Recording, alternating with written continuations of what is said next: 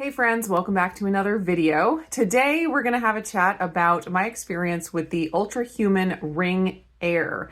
So Ultrahuman reached out to me a few months ago and asked if I was interested in trying out their ring. So this ring is similar idea to an Oura ring, but they have some really cool differences. The main one that I was super excited about was that they don't do a subscription model in order to get your data. So that's one thing that a lot of Oura ring users are not thrilled about. You drop a whole bunch of money on an Oura ring, and then in order to get the information from it, you have to continually pay this monthly subscription fee, and it just kind of feels like too much. So I love the fact that Ultrahuman has decided to just do away with that and have it just be the one-time purchase of the ring, and then from then on you have access to the app and you have access to your data. Regular viewers of my channel probably remember that I have been dealing with some health issues over the last year, and one thing that has become really important to me is tracking health metrics. I've used a Fitbit for many years, probably more than 10 years. I've upgraded a few times, through these last 10 years. And I used it just for step counting, basically just activity tracker. And it wasn't until this last year that I really started looking at like the other health data that a wearable offers. Things like heart rate, HRV, quality sleep, all of those kinds of things. And it was actually using a wearable that gave me the first clue that something was really wrong. I was able to start, trying to figure that out. Turns out it was hyperthyroidism, and I've been on a whole journey of getting that under control, which thankfully it is now. But it was that wearable, that data that I saw on the screen that was like, something's off here. And sometimes when you have a health issue like that, it can kind of be like the frog in the pot of water where the water's cool and it slowly heats up, and so you don't notice. And that's kind of what I experienced, where I was having some really severe issues, like with my heart rate and things like that. And I didn't really recognize it coming on because it didn't come on right away. It was kind of a slow progression. So because of my increased interest in all of those health metrics and, what wearables can offer, I was really excited to take Ultrahuman up on the offer to try out their product. I will say real quick that I have never owned an Oura ring, so I can't directly compare it to an Oura ring. There are a lot of videos out there of people who have had Oura rings and have done side-by-side comparisons. So definitely go check those out if you're interested in the exact differences. Like I said, the only wearable that I've ever really used is the Fitbit, so that's all I have to compare it to, and that is a pretty different product. There's definitely overlap, but they're kind of geared to two different types of people or two different reasons for having a wearable. I feel like the Fitbit is more for exercise tracking. So if you are a runner or if you do kind of interval training or anything like that, where you want to be really aware of your heart rate during the exercise and be checking it, keep your heart rate in a certain zone or whatever, definitely the Fitbit, something with a screen, is going to be the right option for you. Obviously, a ring doesn't have a screen, but where the Ultrahuman Ring shines is really all the other lifestyle factors that can affect your health. Even though it does have activity tracking, you can log exercise in there, and I have heard that the exercise tracking in the Ultrahuman app is kind of in beta, so I'm expecting it to even improve from here. So you do get those metrics like steps and things like that, but where it really shines is tracking your sleep, tracking your stress. It uses metrics like temperature, HRV, heart rate, all of these different things, which I still don't fully understand how, a ring is able to do all of that. It's kind of beyond my comprehension. But the amount of data that you get from this wearable is pretty massive. So if you are interested in really optimizing your sleep, really optimizing your circadian rhythm, making sure all of your metrics are in line for like cardio health and things like that, which is really important for me right now, it's definitely a great option. So the first thing after you place an order for an Ultrahuman ring is that they send you a sizing kit. It comes in a box like this and a second box like this. Very sleek packaging for sure. And there's information on how to, use the sizing rings. They do recommend that you sleep with the ring that you're thinking about choosing for like 2 nights, because it is really amazing how much your finger size can change in 24 hours. And probably throughout the month, especially for us women, it can really change with, body water percentage and all of that. So there are all the rings. There's 10 different sizes.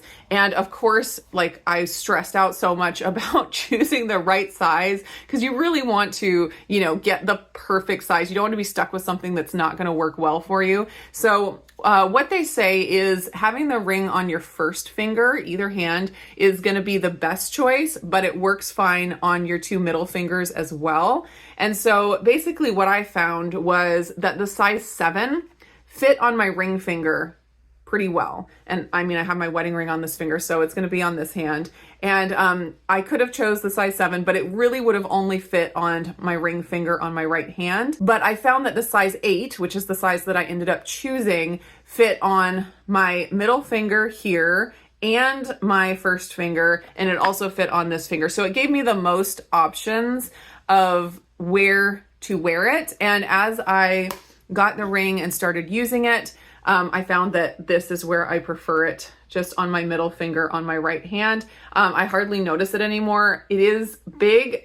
I mean, compared to like a wedding ring, I just have a wedding band. So it's definitely bigger for a ring. But as far as the wearable rings that are available, it's one of the smallest. So it's very sleek. It's perfectly round. On the outside, it's perfectly round. On the inside, there's just this one little spot where it's a little bit flat, and that's what goes on the back of your finger. You can kind of see all the machinery in there, which kind of blows my mind that this tiny thing can track so much. So sticking it back on there. So I went ahead and chose the 8. And one thing that I noticed when I started Googling, reviews of the Ultrahuman Air before mine even came, is that there are people out there saying that the sizing kit was not accurate to the size of the actual ring. Some people saying that the actual ring was bigger. Some people saying the actual ring was smaller. I just wanted to put it out here that I felt like the size of the testing ring and the ring that I got were very, very comparable. When I got the actual ring, it fit just as well as the test ring that I had. So no worries for me on that front. So I went through the whole sizing process, decided on the size 8, put in, my choice of the size 8 and my choice of color. So this ring here is matte gray.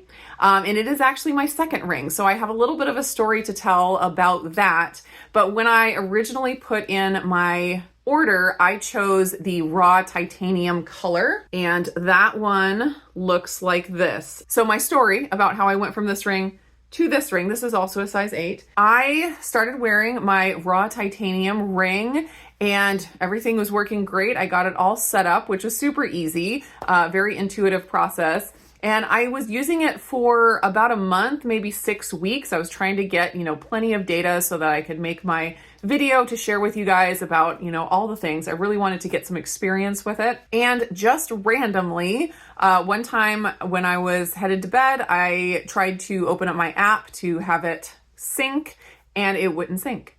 And there's some information in the FAQs about if your ring doesn't sync or connect, what to do. So I followed all of those steps, still couldn't get it to sync. I contacted customer service, and I don't know if they knew that I was an influencer and that I was doing a review. I could have, emailed my contact there at Ultrahuman and gone through the process that way. But I was curious about how just, a random person contacting customer service, how they would be handled. So I can't say for sure that the person that I talked to didn't know who I was, but it was just the regular customer service through the app. And so I explained the issues. They went through a few more things to try to see if I could get it to sync. Ultimately, it wouldn't connect anymore. And so they shipped out a replacement. And so since they were shipping out a replacement, they asked if I wanted to try a different color. And that's when I switched to the matte gray color. The first ring took about 2 weeks to ship.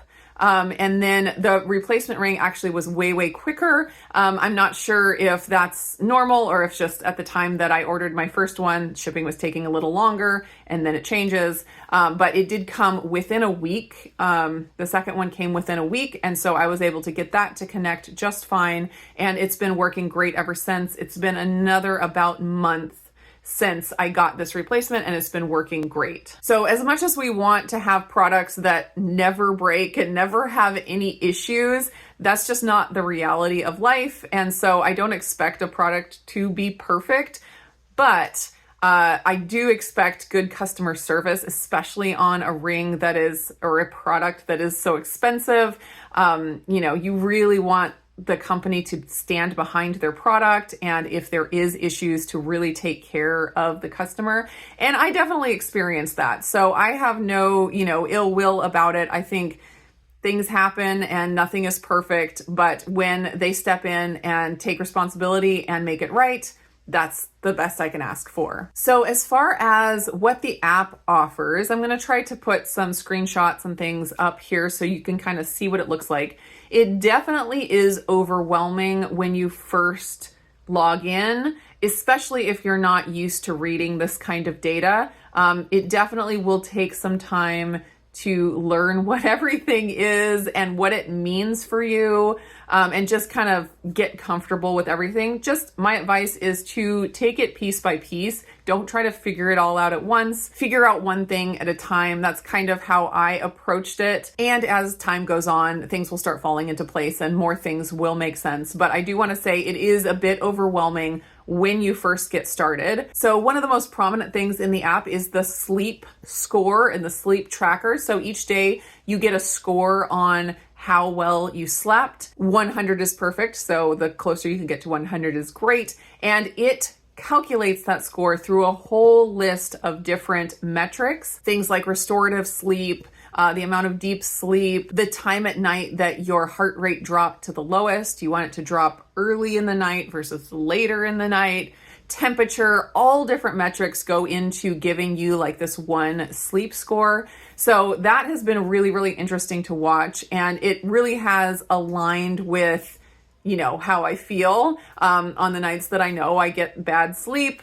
The Ultrahuman knows, and it gives me a score that makes sense. One thing that I am trying to figure out, how to affect, because you get all of this information, and if there's, an area where you have a deficit, you kind of have to figure out what lifestyle changes you need to do to change that. And so one thing that I'm working on is my heart rate drop time. Typically my heart rate will drop somewhere in the early morning hours to the lowest point of the night. And like they say on the app, that just shows that you're not getting as much restful sleep as you could. You want your heart rate to go down earlier in the night. So I'm still trying to, tease out things that I can do to get my heart rate to drop lower earlier. I'm, trying some breathing stuff and some yoga before bed, things like that. So you could kind of play with it. I will mention that one great thing about the app and the whole Ultrahuman program is that they give you lots of information and lots of ideas. So it's not just, here's all this information, figure out what to do with it. They also give you lots of tips like, hey, your heart rate is not dropping until late in the night. Maybe you could try this and this and this. And so on almost all of the metrics, if you have something that's off, they will give you a blurb of information about what you can do to try to improve that. Some other main things in the app are your stress rhythm. And so they use all kinds of metrics to give you a stress rhythm score. So I really like that they're tracking a whole bunch of different things, and you can see all of those things individually, but they also try to consolidate it into one easy number. So instead of like me going in and looking, how much restorative sleep did I get? When did my heart rate drop? What was my HRV? All of these things. Even though I can find that information if I want to really look into it, I also have this just one score that kind of gives me an idea of if I'm decreasing, or if I'm increasing, things are getting better, things are getting worse. So it's really helpful. I like those little scores there. So there's the stress rhythm score. There's also the movement section, so how many steps you're getting throughout the day. And I like that they don't just talk about movement as amount of movement, period. They have specific times in the day where they encourage you to get movement, like the first couple hours in the morning. So that's the movement score that you get. And then also there's the recovery score. And that again is another list of things where you can just make sure that you're recovering well. And so if you're, if you exercise multiple times a week, you can kind of take a peek at that recovery score and say, maybe I shouldn't push it so hard. I'm pretty low on these things. My body needs a little bit more recovery. And so maybe you can do something lighter or take a rest day, or you might look at it and be like, man, I'm recovered. It's time to really hit it hard. So it really helps give you, that kind of behind the scenes look at when you should push your body and when maybe you should take a break. So that's kind of an overview of the main portions of the app. But like I mentioned, they have these things called PowerPlugs. And in the few months that I've had my Ultrahuman rings, they have added a whole bunch. And so it's like every few weeks I'll get a notification that there's one or two new things added. And that's another great thing about this product is it's not just stagnant. They're constantly improving and adding things. And so you're kind of on a journey with them as well. And it's been really interesting to see how the information has gotten better and then also just more information. So I have a list of all of the current power plugs that are available, and I'm just going to be going over the ones that are free that are, made by Ultrahuman.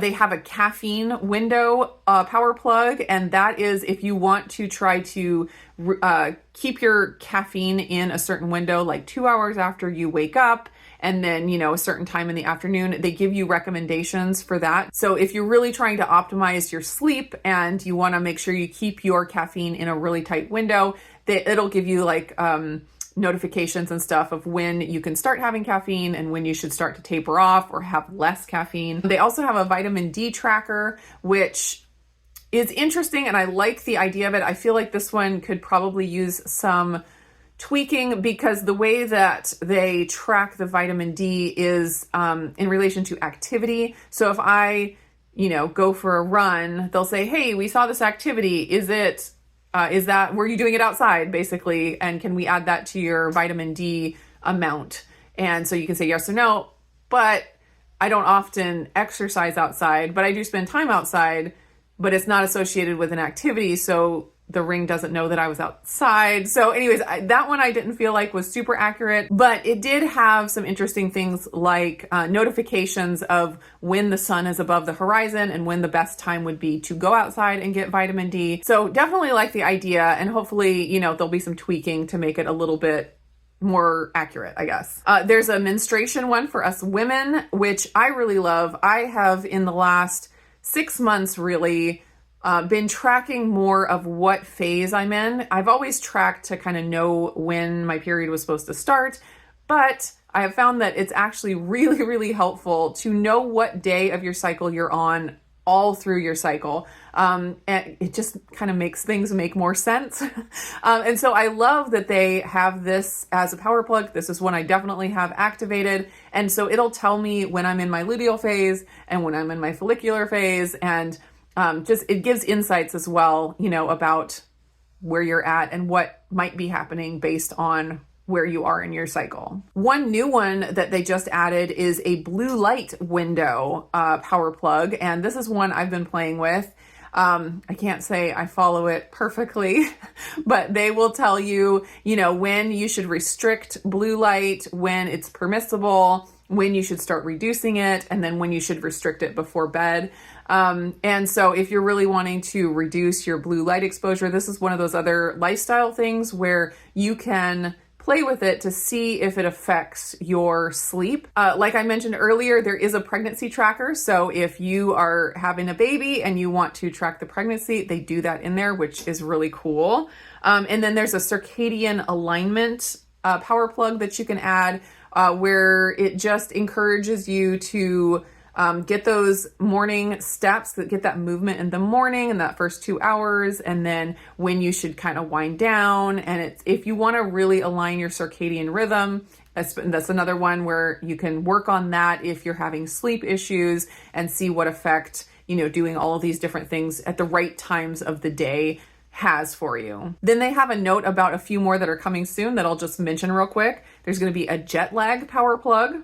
Very cool. A weight loss power plug. I'm really curious to see what, that will all entail. And then an ovulation power plug. So if you're, trying to track your fertility window, that could be a really helpful power plug. I'll make a real quick note about like charging and stuff like that. The battery, it has a very long battery life, and the pattern that I have found for charging, I'll show you the charger real quick. It just looks like this, and so they're different sizes depending on what size ring you get. So you can see it's flat on this side right here, and the ring just slides right on like that. And then when it's plugged in, it has a little light on here.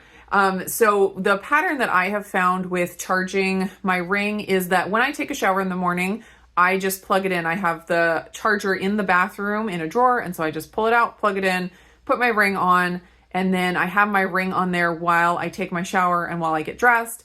And that's enough to, like, if I just did that, my ring battery would probably last at least a month. I haven't tested it out to find out exactly how long it would last, but it would last a really long time. I do find that it's not enough to get it back to 100 every single time. So I do have to put it on for a little longer period of time periodically. But usually what happens is when I take a bath, like an evening bath, I will, plug it in, and that's usually plenty of time to get it back to 100. So there's almost never a time where, there's never been a time where I'm like, oh my gosh, my ring's about to die, I have to put it on the charger. It's been super easy to keep it charged. So that is my review and my experience with the Ultrahuman Ring AIR. I absolutely love it. And I often try to think, when I have a product that I've been sent to review and I didn't purchase it myself, I often think, if all of a sudden mine died and I had to buy a new one to replace it, would I do it? And this is one that I absolutely would, especially because it doesn't have that reoccurring subscription fee. I'm so done with all of the reoccurring subscription fees. And for years and years and years, Fitbit didn't have a subscription fee, and they still have a free, the free version of the app where you can get most of the data, but it's like they keep some of the data back that you can't have unless you pay this premium subscription fee, which I'm not excited about. So especially since they don't have that subscription fee, and because I think the information is, it's just so thorough and so much stuff. It's really valuable for me to keep an eye on all of those things. I absolutely would repurchase. Also, since I had such a great experience with customer service, I do feel confident that they stand behind their product. And, they're not going to leave you in the lurch if something happens beyond your control. Obviously, I'm going to do my best to take care of it, but things happen that are beyond our control, or, defective products happen. And so just that they stand behind their product and take care of their customers, definitely a win in my book. Thanks for watching, and I'll see you again in the next video.